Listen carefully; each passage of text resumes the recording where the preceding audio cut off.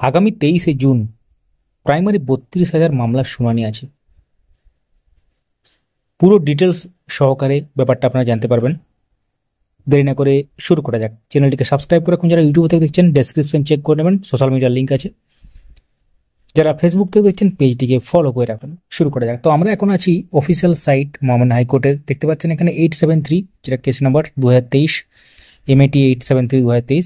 Case status যেটা next hearing date হচ্ছে 23শে June 2025। Assign matter হিসেবে আছে honourable justice Tapabrata Chakraborty, honourable justice Ritabrata Kumar মিত্রের বেঞ্চে আছে, ডিভিশন বেঞ্চে।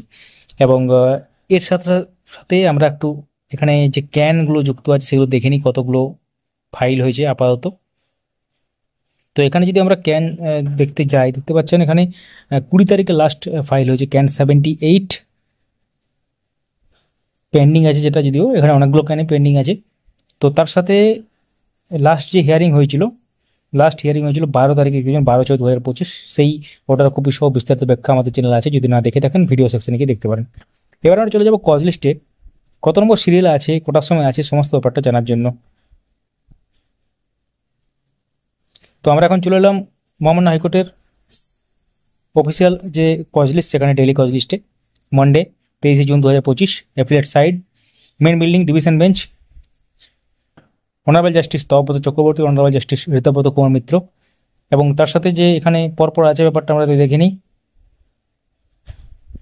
একটু নিচের দিকে গেলে দেখতে পাচ্ছেন 11 নম্বর সিরিয়ালে, এবং তারপর এর সাথে যে রিটগুলো যুক্ত আছে তার সাথে ক্যান কতগুলো যুক্ত আছে দেখতে পাচ্ছেন, একদম পরিষ্কার হবে।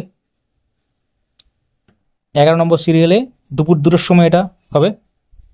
MAT 873 2023, যেটা 32,000 মামলার case number. West Bengal board of primary education অ্যানার্স ভার্সেস প্রিয়াঙ্কা নস্কর দাস। আইএ নম্বরগুলো পরপর দেওয়া আছে, রিটগুলো যুক্ত আছে, এবং আইএ নম্বর রিট কতগুলো আছে পরপর এখানে আছে। এটা খুবই গুরুত্বপূর্ণ মামলা, কারণ আপনারা জানেন 2016 রিক্রুটমেন্ট প্রসেসের মধ্যে 42,949 যে প্যানেল, তার মধ্যে যে 32,000 যে মামলা, এটা প্রায় 32,000 শিক্ষক শিক্ষিকার ভবিষ্যৎ এই মামলার উপর নির্ভর করছে। তো এটা খুবই ভাইটাল একটা ব্যাপার। সঙ্গে থাকুন পরবর্তী আপডেটগুলো পাওয়ার জন্য।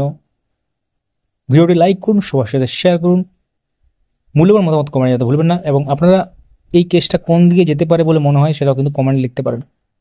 Thank you.